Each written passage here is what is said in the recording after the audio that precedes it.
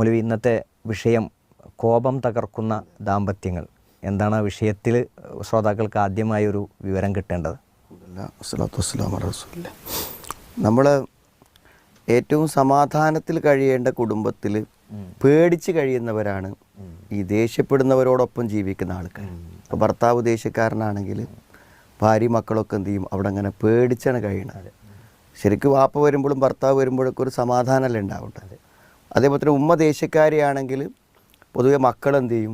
വളരെ പ്രയാസത്തിലാണ് കൂടെ ജീവിക്കുക. ഉമ്മ എപ്പോഴാണ് പൊട്ടിത്തെറിക്കുക, എന്താണ് പറയുക, ഏതിനോടും എങ്ങനെയാണ് പ്രതികരിക്കുക എന്നതിനെക്കുറിച്ചുള്ള ഭയങ്കരമായിട്ടുള്ള ഭയത്തിലായിരിക്കും ഉണ്ടായിരിക്കും.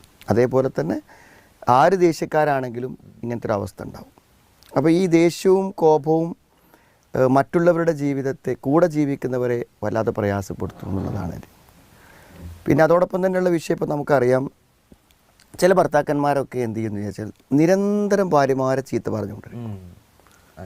പ്രത്യേകിച്ച് അവർ ഈ ചീത്ത പറയാൻ എപ്പോഴാണെന്ന് വിചാരിച്ചാൽ, നമ്മൾ ഒരു കുടുംബത്തിൽ സ്വസ്ഥമായി ഒന്ന് സംസാരിക്കാൻ വേണ്ടി തിരഞ്ഞെടുക്കുന്ന ടൈമുകളുണ്ടായിരിക്കും. ഇപ്പോൾ വാഹനത്തിൽ യാത്ര ചെയ്യുക, അല്ലെങ്കിൽ ഒരു വിവാഹത്തിന് വേണ്ടി പോവുക, അല്ലെങ്കിൽ നമ്മൾ എവിടെയെങ്കിലുമൊക്കെ ഒരു ഔട്ടിങ്ങിന് വേണ്ടി ഇറങ്ങുക, അല്ലെങ്കിൽ വീട്ടിൽ നമ്മളൊരു അവധി ദിവസം സ്വസ്ഥമായിട്ടിരിക്കുക. ഇങ്ങനത്തെ സന്ദർഭങ്ങളിലൊക്കെ എന്ത് ചെയ്യും? പറഞ്ഞ് കരയിപ്പിച്ചിരിക്കും. അപ്പോൾ ഇവർ സംസാരിക്കുമ്പോഴൊന്നും ഒരു നോർമലായിട്ടല്ല സംസാരിക്കണം. അവർ പറയുന്ന വാക്കുകൾ, അതേപോലെ തന്നെ പ്രയോഗങ്ങൾ, അതൊക്കെ ജീവിതത്തിൽ ഒരിക്കലും മറന്നു പോകാൻ പറ്റാത്ത പ്രയോഗങ്ങളാണ് അവർ സാധാരണഗതിയിൽ പ്രയോഗിക്കുക. അതുകൊണ്ട് സത്യം പറയുകയാണെങ്കിൽ ഒരു കുടുംബ ജീവിതത്തിൻ്റെ എല്ലാ സമാധാനവും തകർക്കുന്നതാണ് യഥാർത്ഥത്തിൽ ദേഷ്യം എന്ന് പറഞ്ഞാൽ. അതുകൊണ്ട് അതിനൊരു പരിഹാരം ഉണ്ടാവേണ്ടത് എന്നുള്ള നിലക്കാണ് നമ്മൾ ചർച്ചയ്ക്കെടുത്തത്. ഇവിടെ പ്രധാനമായിട്ട് പറയാനുള്ളൊരു കാര്യം എന്ന് പറഞ്ഞാൽ, ഈ ദേഷ്യം എന്തുകൊണ്ട് എന്ന് ചോദിക്കുന്നതിന് കുറേ ഉത്തരങ്ങളുണ്ട്. ഒന്ന്, അസ്വസ്ഥമായിട്ടുള്ളൊരു മനസ്സിൽ നിന്നും എപ്പോഴും പൊട്ടിത്തെറികൾ ഉണ്ടായിരിക്കും. കാരണം നമ്മൾ കുറേ കാര്യങ്ങൾ ഉള്ളിലൊതുക്കി ഇങ്ങനെ കൊണ്ടുനടക്കുമ്പോൾ അതെന്ത് ചെയ്യും? ഏതെങ്കിലും ഒരു സന്ദർഭം കിട്ടുമ്പോൾ നമ്മളെന്ത് ചെയ്യും? ഒന്നിച്ച് പുറത്തേക്ക് വരും. അതിപ്പോൾ നമ്മൾ പുറത്തൊക്കെ ആണെങ്കിൽ എന്ത് ചെയ്യും? ആരും നമ്മൾ പ്രതികരിക്കുമല്ലോ. ഇപ്പോൾ ഒരു കടക്കാരനോട് പറഞ്ഞാൽ, അല്ലെങ്കിൽ ഒരു കണ്ടക്ടറോട് പറഞ്ഞാൽ ഒക്കെ എന്ത് ചെയ്യും? അവർ പ്രതികരിക്കും. അവരിതൊന്നും കേട്ട് നിൽക്കില്ല. അപ്പോൾ ഈ കേട്ട് നിൽക്കാത്തവരോട് പറയാൻ പൊതുവെ പേടിയായിരിക്കും. അതുകൊണ്ട് കേട്ട് നിൽക്കുന്നവരാണ് ആര്? നമ്മുടെ കീഴിലുള്ള കുടുംബാംഗങ്ങൾ, ഭാര്യ, മക്കൾ. അപ്പോൾ അവരോടാണ് അധികവും ഈ ദേഷ്യം ഉണ്ടാവുക. രണ്ടാമത്തെ ഒരു കാരണം എന്ന് പറഞ്ഞാൽ, ഈ മനസ്സാക്ഷിക്ക് വിരുദ്ധമായ പ്രവർത്തനങ്ങൾ, ഇപ്പോൾ തെറ്റുകൾ നിരന്തരമായി ചെയ്യുന്ന ആൾക്കാരുണ്ടായിരിക്കും. അങ്ങനത്തെ ആളുകൾക്കും ജീവിതത്തിൽ ഒരു സ്വസ്ഥത ഉണ്ടാവില്ല. അപ്പോൾ അവരെപ്പോഴും ഡിസ്റ്റർബ്ഡ് ആയിരിക്കും. അവരും അവരുടെ ഈ ഒരു മനസ്സിൻ്റെ ഈ മനസ്സാക്ഷിക്കുത്ത് പരിഹരിക്കാൻ പലപ്പോഴും ദേഷ്യമാണ് ഒരു വഴി കാണും. പിന്നെ നബി സ്വല്ലല്ലാഹു അലൈഹി വസല്ലം പറഞ്ഞ പോലെ എന്താണ്? ഈ ഗളബ് എന്നുള്ളത് ശൈത്താനിൽ നിന്നാണ്.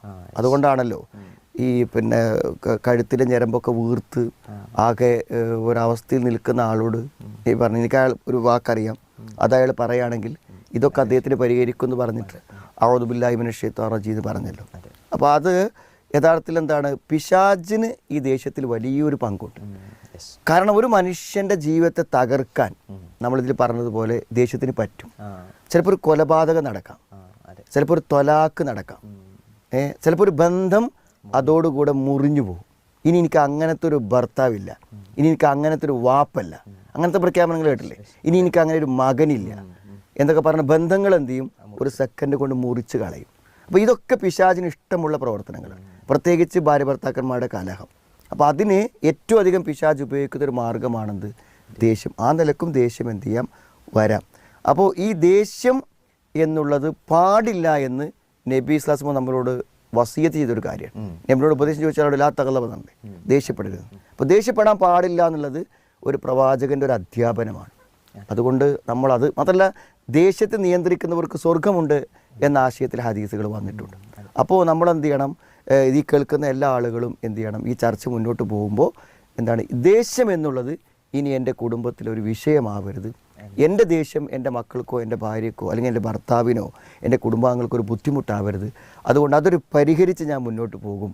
അതിൻ്റെ സ്വർഗത്തിൻ്റെ പ്രശ്നമാണ്, നബി സ്വല്ലല്ലാഹു അലൈഹി വസല്ലം ഒരു ഉപദേശമാണ്, എൻ്റെ കുടുംബജീവിതത്തിൻ്റെ സമാധാനത്തെ തകർത്ത് കളയുന്ന ഒന്നാണെന്ന് മനസ്സിലാക്കിയിട്ട് ഒരു പരിഹാരത്തിലേക്ക് പോകാനാണ് യഥാർത്ഥത്തിൽ ശ്രമിക്കണം. അതിനുള്ള ചില വഴികളായിരിക്കും ഇൻഷാ അല്ലാഹ് നമ്മുടെ ഈ ചർച്ചയിലൂടെ വരിക എന്നാണ് പ്രതീക്ഷിക്കുന്നത്.